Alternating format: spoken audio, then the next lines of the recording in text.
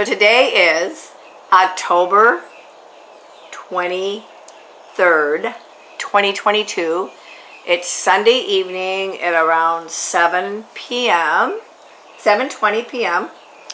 And Denise is going to just tell a little bit of her life story and speak from the heart, like she always does, because she's the queen of everything. Yeah. So Denise, where were you born? I was born in Coldwater, Michigan. When? May 4th, 1950. And what was your maiden name? Layman, Layman. And who were your parents? Annalie Layman and Mark Layman. And when were they born? Yes, my mother was born on August 13th, 1927. My father was born on December 22nd, 1914. And what sign are you? I'm a Taurus. And what sign were your parents? My mother was a Leo. My father was a Sagittarius or Capricorn. Sagittarius, 22nd of December. He was on the cusp, Capricorn. Yeah, Capricorn and Sagittarius. Yeah. Okay. So what was the best thing about your childhood and your parents? Best thing about my childhood was growing up in the country on a farm with my parents as who they were, and my sister and brother as to who they were, and of course my grandparents. Well, everyone, and all my cousins especially. Best thing about growing up the way I grew up, yes. Yep. What were the biggest lessons that your parents taught you? Honesty was number one. Work our asses off was number two, no matter what the job. Never call in sick, never call in sick. Give 100%. Don't care if you dig a ditch, because then when somebody says if they want to hire that person, they're going to say how great you are. That was probably every day, but we had to anyway. We lived on a farm. We had chores to do. We had to do our best, or we could hurt an animal or kill an animal. Or what animals did you have on the farm? We had Herefords. We had pigs at one point. We had chickens. We had a bull. Tell what the bull did to you. Oh, I was in the bullpen towards the woods, let's see, south of us, south of our farm, and it was after school, and I was playing around, and the bull started chasing me in the pen, and I flew over a barbed wire fence to get away from the stupid bull. I was probably 7 or 8, and tore my leg on the barbed wire, ripped it wide open, still have a big scar, and the neighbor boy, Norman Coffey, carried me home he wrapped my leg and carried me home. How old were you? About 7. And how old was the neighbor boy? Probably 9. And you're still friends with him? We weren't for years. We just started being on Facebook together lately because he was on Facebook with my sister, and I think a lot of them. And he's been through some struggles. I think there were some bad illnesses, and I think he lost his wife recently. So, yeah. What year did you graduate high school? 1968. And then when was your first marriage? 1970 to Jean-Guy Chiron. And how'd you meet him? Through a girlfriend's boyfriend. She was dating somebody from Three Rivers, and he brought Jean-Guy out to my home in Quincy, and that's where I met Jean-Guy. So how long did you know him before you got married? 6 months. What did you like about him? Sex.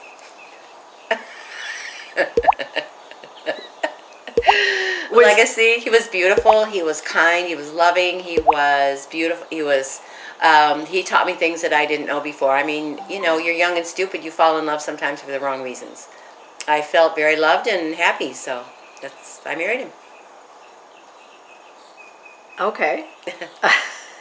What was the biggest lesson that you learned from him or that marriage? That once a man is dishonest and cheats and does drugs and does all the things that you don't want him to do, and you think that you're a wonderful wife and woman and you can change him, it's never going to work. That's the lesson I learned. It's a very hard lesson and a very long lesson, very hurtful lesson, very painful lesson. How long were you with him? 11 years. And then what did he say the day, I mean, what was it like when you told him you wanted a divorce? How did that happen? Okay. I waited for him to come home from work, sat down on the sofa, said, I have something to talk to you about, and I don't want to be married to you anymore. And he said, okay. And then what? That was it? I mean, that was it. You moved out? He moved out. He moved out? Yeah, he moved. It's my apartment. I was paying for it all the time. I paid for most of the bills.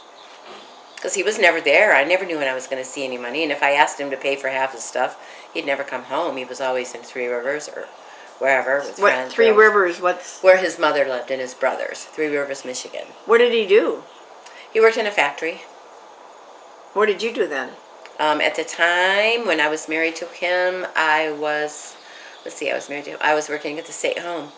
And you lived in Coldwater then? Or? Yes. Yeah. Yeah. Okay, so then after he moved out, then what did you do? He moved out in '81, and I'm trying to think of where let's see, I eventually ended up, I met someone else. I went to Europe with someone else, went to Puerto Rico with that same person, and didn't want to be with him, so came back home, and the only job that I could find that was equivalent to what I expected and needed as far as insurance and money was at Jackson Prison as a guard. That's where I went. And so then you were at Jackson Prison for how long? 3 years, about 2 years and 8 months. And why did you leave there? It was no place for a woman. Absolutely no place for Right. a woman. And I needed to be in a better place that fit my heart. It was a horrible place to work for a woman. Yeah, I bet. Horrible. And so then where did you go from Jackson Prison job? Then what? I had hurt myself at Jackson, and I was home recovering.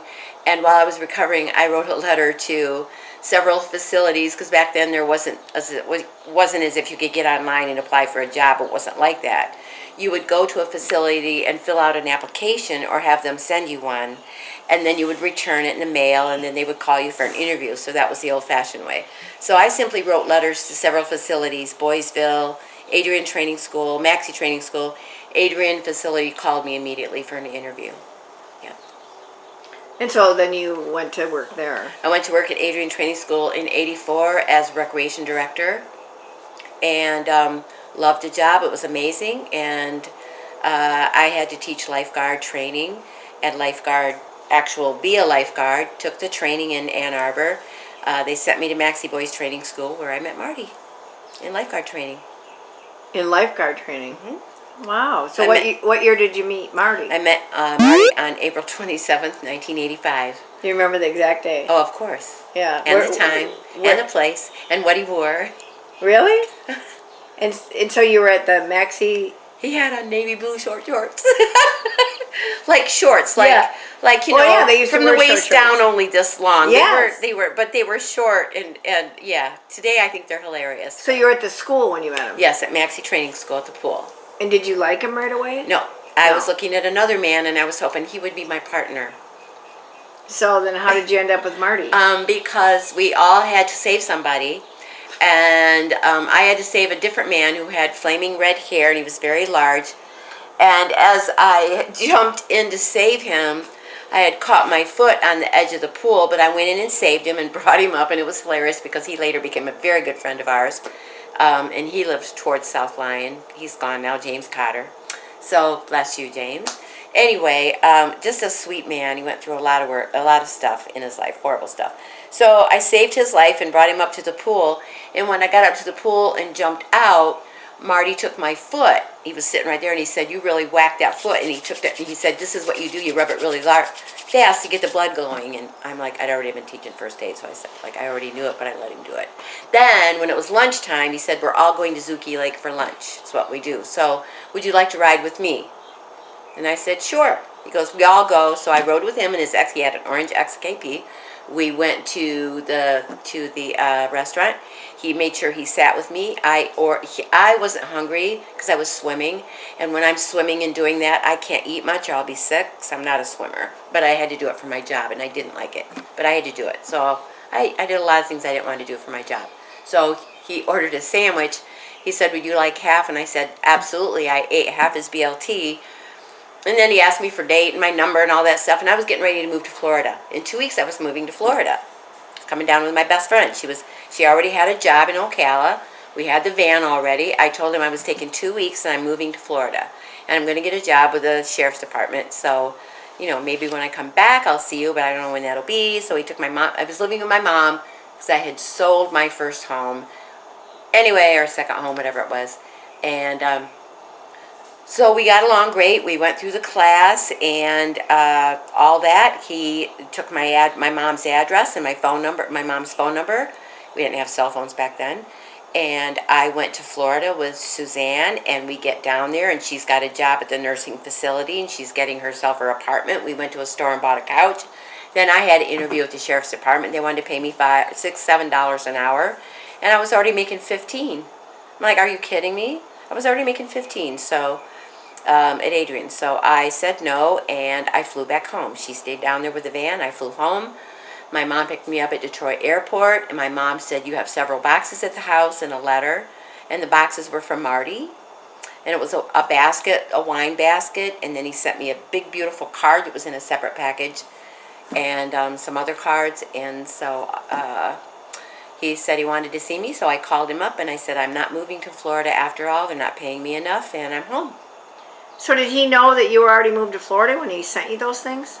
He thought I was going to come home anytime. He didn't know that I was going to get the job down there. He was hoping I didn't get the job because he said, have you already accepted a job? And I said, no, I have an interview set up, but I don't know what the pay is or anything. So how long did you know him then? So you just Marty? Till you guys.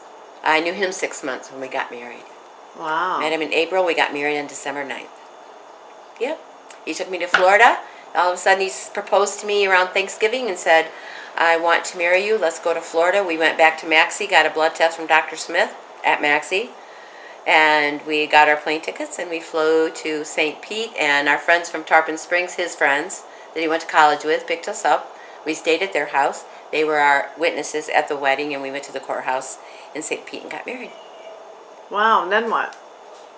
And then we had a honeymoon for a week in Miami and Suzanne's and all over Florida. And then went back to... And then we flew back home. And which was? Well, my home was in Wampler's Lake, and his home was on Portage Lake. He already had the house. It was his. He bought it. So here we are married, but I didn't want to move in with him because he was living with his best friend, Gene Mason. So I stayed in my place, and he stayed in his place with his buddy, and he kept saying, when are you going to move in? It was getting winter and cold and snow all the time. We had a lot of blizzards that year. And I said, when Gene moves out, I'll move in. Marty finally said, Gene, you got to go. So Gene moved out, and I moved in. But it was January before I moved in. Well, but you'd gotten married in December. Right. Oh, that wasn't that long. No, it wasn't that bad. It wasn't terrible. He just kept saying, we were married. Why aren't you living here? And I said, because you got a dude living there, and I don't want to live with two dudes. This is cute. So, then how long were you and Marty married? We were married a total of 36 years. He Wow. passed in August 20th of 2018. Yep. What's the biggest lesson you learned from that marriage? To work your ass off when you make a commitment to God that you're going to cherish Him and take care of Him and love Him, and to somehow communicate with them, learn how to communicate so that they will get you with a kind compromise. You just have to always listen and try and never give up and give it your best. And I mean, I guess you never know. Some guys are not very good. He gave it his best at when we had so many struggles. So I guess not to give up. Just don't give up. Don't give up. Trust God. Have faith. Faith's my favorite word. It really is my favorite word. Don't give up. So what were the best 3 things about Marty? His honesty, which I hated in the beginning because it hurt my feelings. Blunt honesty hurts. After a while, I learned to respect it immensely because nobody else I knew was that honest, and I could deal with it. Honesty, his integrity with making sure the kids were educated and socially okay without hanging out with misfits and doing wrong things because of bad influences. Staying away from drugs and alcohol, which is a real challenge. Education. Probably education and common sense was key with Marty. Hard work. Our kids are the same as I and Marty were. Didn't call in sick. We went to work every day. We went in early. We worked late. We gave it our best. And now I feel like we're all rewarded for it. So, your children. Yeah. You have how many children? I have 3 children. And all 3 of them with Marty? No, Brian is from a relationship that I shouldn't have had when I was a young girl in my teens, and, 18. He was born when I was 19, and I didn't want to give him up, but I didn't have a good job. I lived with my mom. Just wasn't a good idea, so everybody then in the 60s, that's what happened. You got pregnant, your parents sent you away to an unwed mother's home. So my parents did the same thing. And I gave birth to him in March. He was born on March 9th. And March 9th when? 1970. And he weighed 6 pounds and 9 ounces. He had lots of black hair, just like I did when I was born. And I got to see him for about 3 seconds before they took him away.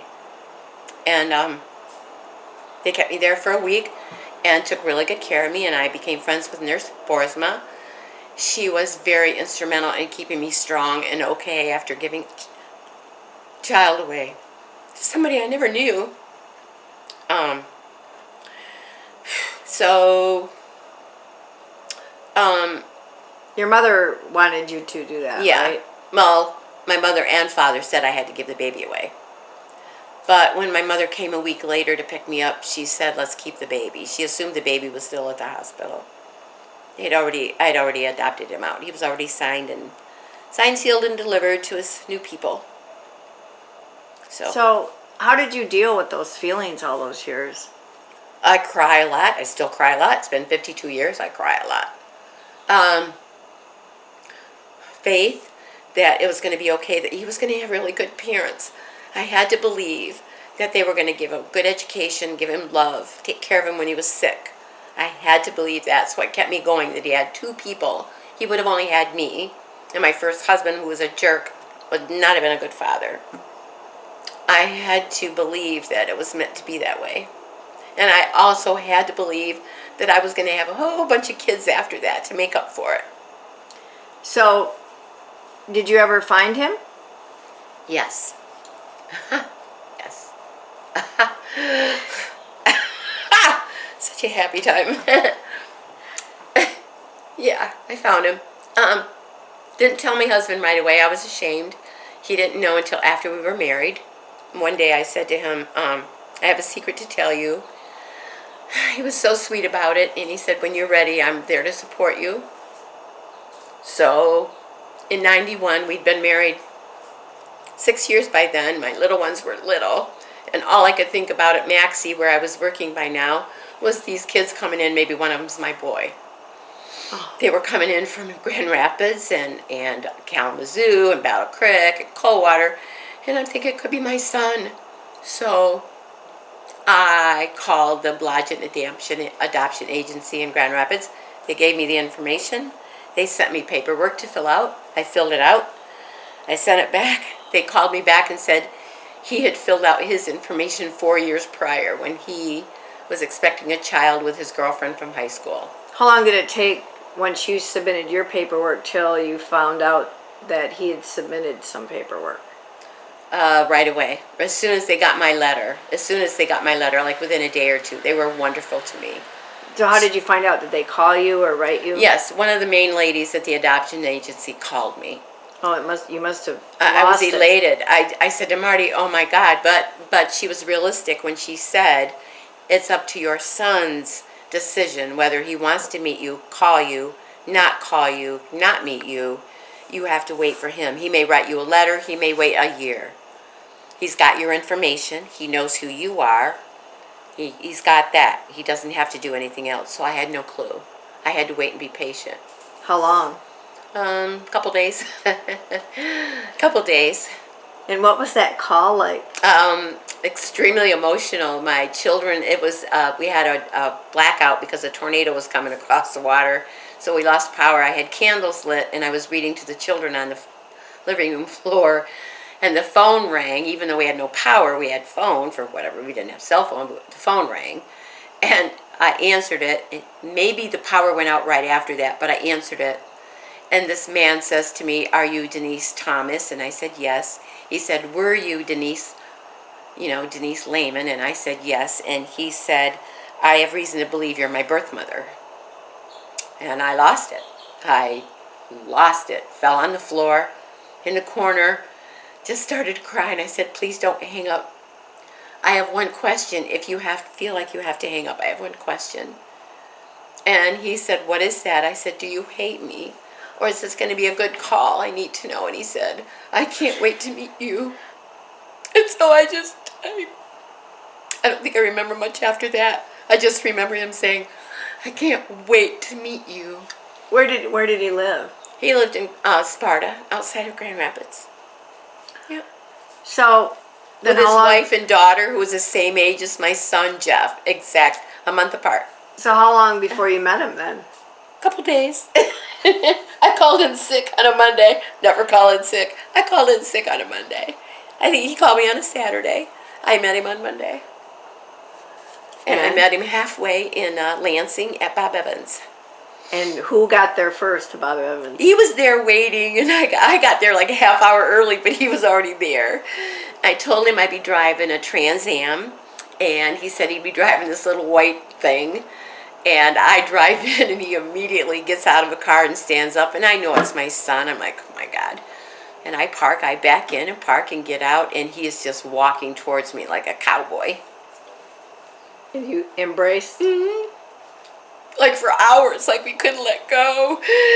We couldn't let go. He's just like, you're beautiful. I'm like, so are you. He's like, finally. Yeah. And then he asked, What year was this? we met in 1991. He said to me, I was 41, he was 21. He said to me, what's the first thing you did after I was born? And I said, I put my hands on your head. They wouldn't let me kiss you. They just touched your head. I just kind of went like this, and they took him. So he just, I wanted him on my belly. Like they take your baby out and they lay him on your belly, like they did Jeff and Kira. I wish I could have told him that.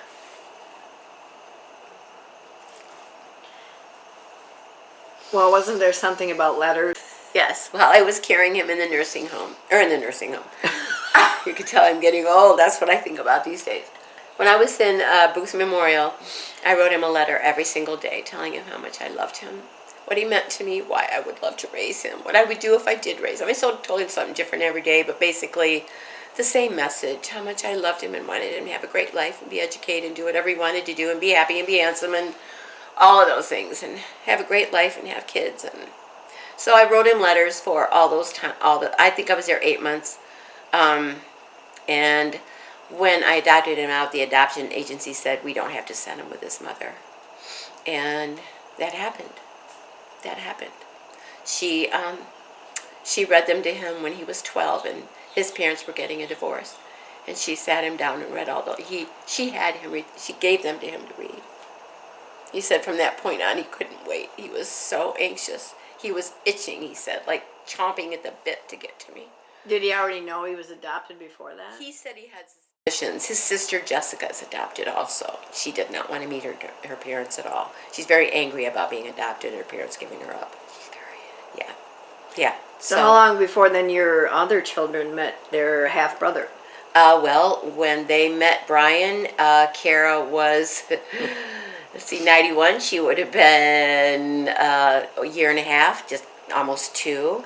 And Jeffrey was probably 3 years old in a few months. So they didn't really know what was going on. They're pretty quick kids. They knew that they had a big brother coming that they didn't know. Yeah, they figured it out pretty quick. That's a beautiful story. Yeah. What are the 3 best things your kids have taught you? Ooh. Keep your word. They've taught you. Have taught me. Oh, God. Taught me. How huge, deep, amazing, explosive, raw, hard, easy love is. Crazy, different, moody, soft, harsh. That's what they've taught me. That it's unconditional. You never stop loving your child no matter what. They're amazing. And then that makes you try your best to do everything right to them, to make them honest and good kids, good adults. Makes you try hard. Yeah. How old are you today? I am 72 today. And what's your best advice to your kids right now at 72? Best advice, save money. Best advice, save money. It's my best advice to them. I worry about their future. Big time. Yeah. I don't want them to work until they die. So what year did your husband die then? My husband died 4 years ago, August. It was August 2018. And you lived in the same home together all those years? All those years. Yeah. Built it, rebuilt it, remodeled it, fixed it, taped it up, whatever it needed. We did it. And where do you live now? I now live in Punta Gorda, Florida, in a cute little condo. And what made you do that? Let's see, what made me do that? A lot of things. Number one, my husband and I loved Florida. We always wanted to move here. We looked at a couple places years back. Number two, the house without him was not fun at all. There was nothing that made me feel warm and happy anymore. I wanted him back. He wasn't coming back. It was too big, too harsh, too much to take care of. So I made a really big decision. Huge decision to do something for me because I feel energetic and young. I don't feel 72, and I know I have a lot of years left, and I decided to do something about it. God also helped me get there. I prayed hard. So how long have you been in Florida now? 1 year. And did you make the right decision? 1 year and 7 days that I bought this place and moved in, yeah. Did I make the right decision? Absolutely, yes, I did. So what's your favorite food? Cake. And filet mignon. Cake and steak. And what's your favorite pastime? Oh boy, probably making cards, drawing, painting, creating, recreating, drawing, sewing. Yeah, creating, whatever. Yeah. What's your opinion now on men? Out of, let's say 9 out of 10, 8 suck. Sorry. That's a tough word. I'm going to say that because I've dated several and been on a dating site, and they don't think like I do, and I don't think like they do. And I wish they were more patient and more giving, and they have high expectations for who they are at my age or older, and it's tough. So my opinion of men is I want someone like Marty, and that's not fair of me to compare. So my opinion of men is I wish that they were all honest and more gentlemanly, and I don't know, I could say a whole lot, but not real high at this point in my life, to be honest. Do you think we all get set in our ways? Yes, absolutely. Women, and I think we like women that. too. Yeah, I think we like that. It's what we hold on to. It's something that we have to hold on to. It's ours. Nobody can take that. And I think it keeps us safe if we don't have everything else. What's your best advice to be in a relationship with someone? Ooh. I mean, what do you have to do to Wow. That's be in a relationship? I guess my best advice would be something I need to work on, and I am working on it all the time in therapy, is listening. And always being there for him, always. Well, sounds like you did that with your Oh. with your kid's father. Yeah, absolutely. Yeah. Yeah. What makes you laugh? Everything. Everything. TV, people on the street, men, couples sitting in a restaurant, dogs, my friends, stupid jokes, Facebook, TV, news people, everybody, everything makes me laugh. There's humor in everything, even food. I mean, it's just, life is hysterical. The animals outside of my lanai are hysterical. When you see 6 turtles stacked up on top of each other, and then they jump off, it's like they're at the circus. What are they doing? How did they get on top of each other? They must have thought they were on a log. They weren't lined up. They were stacked. I mean, life is funny. What makes you cry? Everything. Everything. A story on TV. Somebody... Hungry kids, hungry people, people that deserve more than they have. Hurricane people that lost their homes and lives. People that have less than I. So you just went through a hurricane. What was that like? Horrible. Sad. Scary. I'm grateful I have everything. I mean, it was a mess here, but wow, compared to everybody else. That was hard. The harsh reality that you just don't know. You think you're going to be okay. I'm going to be okay. I've done this before. I've seen this. I've got my wife. I've got my husband. We're going to hang here. We're going to hang on to this. And then it turns out to be horrific. So, yeah. What's your biggest turn on? Ooh. With a man or anything. You go, girl. Biggest turn on. I love laughter. If a man makes me laugh, biggest turn on. Ooh. I'd have to say physical touching and kissing. That's a big deal for me.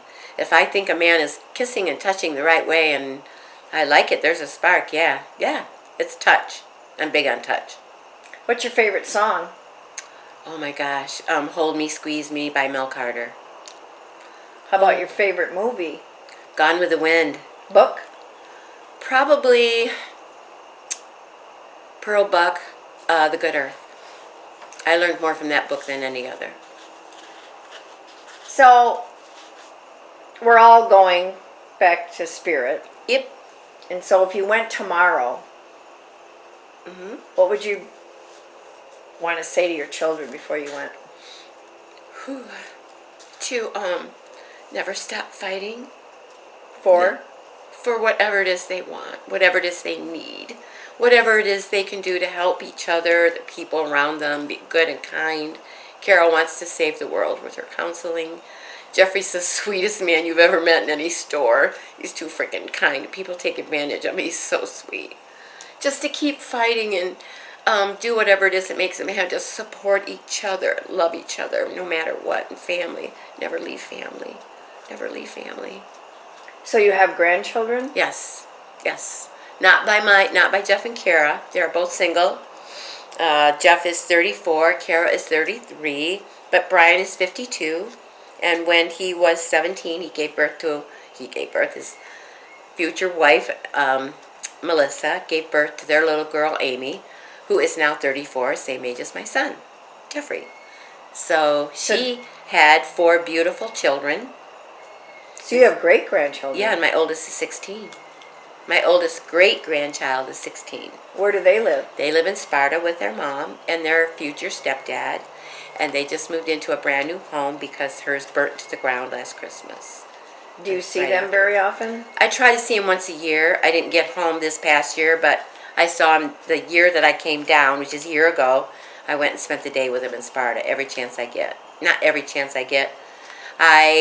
It's hard. She was working and the little ones, so I try not to take away from their family, but their family is so amazing that I get invited to birthday parties, Christmas dinners, and they're wonderful to me. His family have all embraced me and been very inclusive. Been to baby showers. So yeah. I have 4 beautiful great-grandchildren. I think they're like 5, 3, 5, or 4, 6, 10, and 16. Yeah, around there.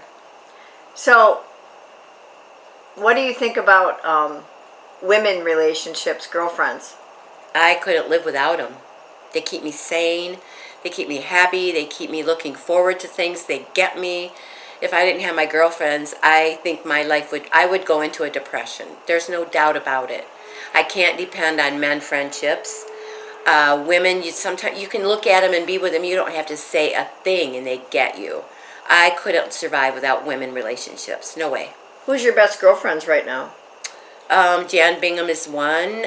Brenda is another. And Brenda is who? Brenda is my friend here at Heritage Park, who I met a few months ago, and we clicked immediately. Robin Songer is my other best friend, and Susan Van Every.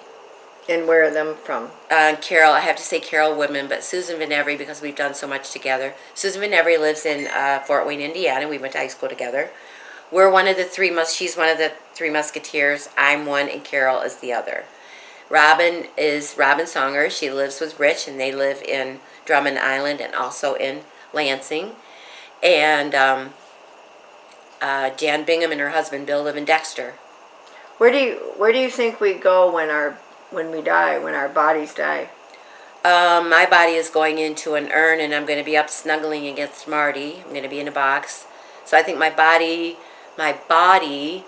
is just physical and goes bye-bye. But my spirit, that beautiful thing in me, makes me warm and happy. That keeps me all the time. I'm sure it's just going to go right up there somewhere. I hope it goes right up there really fast and right to Marty immediately, and Chewbacca, and whoever else is up to Mom and Dad, whoever, my brother especially. Yeah, that's where that goes, up there. Goes to, and then God decides from there what happens. Do you think we have to go in front of God when we go back? I think there might be an expectation, but no, I don't think there's a judgment. I don't think there's a judgment like that.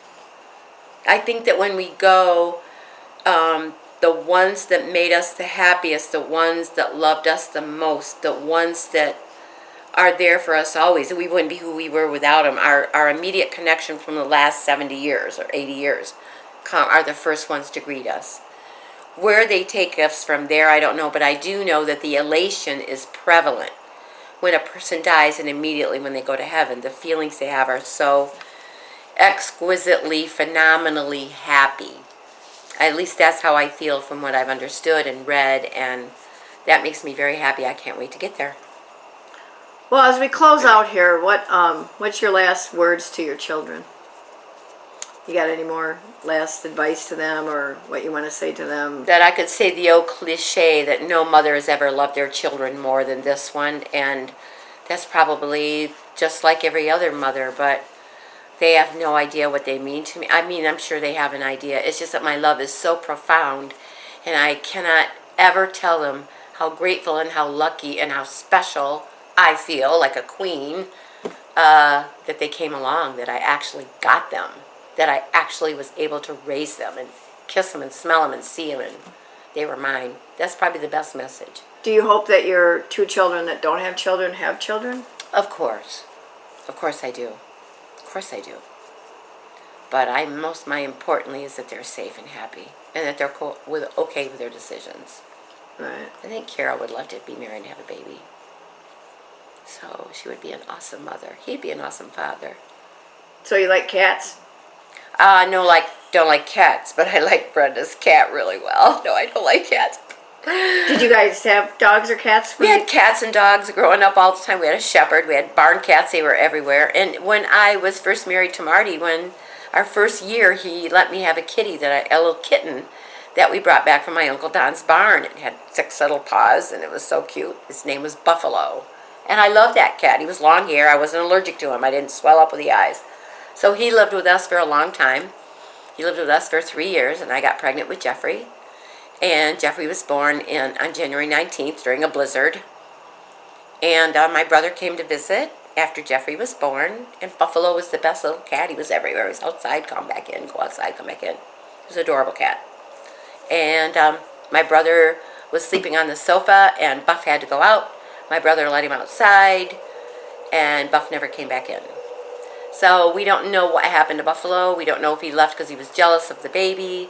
Because before that, he had jumped on me, on the baby, and I pushed him off really hard and yelled at him.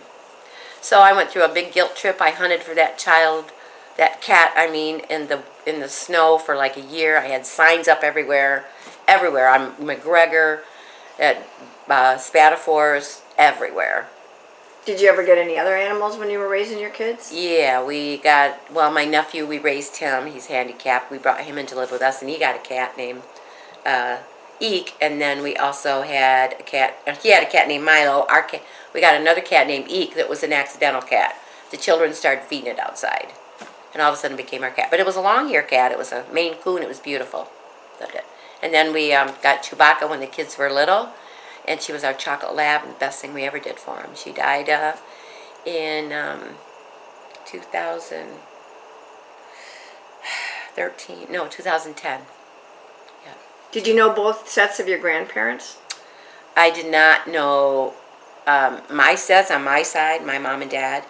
I did not know my dad's father at all. My grandmother was alive, and I was 10 years old when she passed away.